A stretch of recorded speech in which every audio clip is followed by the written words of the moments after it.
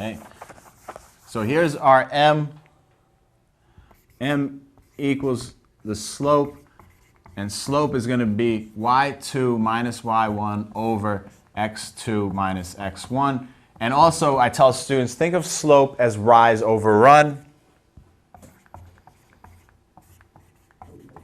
Okay, so rise over run. So here's our example.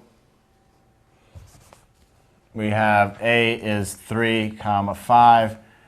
B is 6, comma negative 1. Find the slope.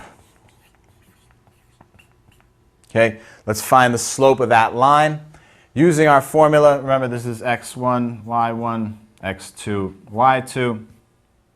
And you could actually go in any order as long as you stay true to the order. But we'll do what we said, so 6 minus, so we're going to do negative 1 minus 5 over 6 minus 3, 6 minus 3.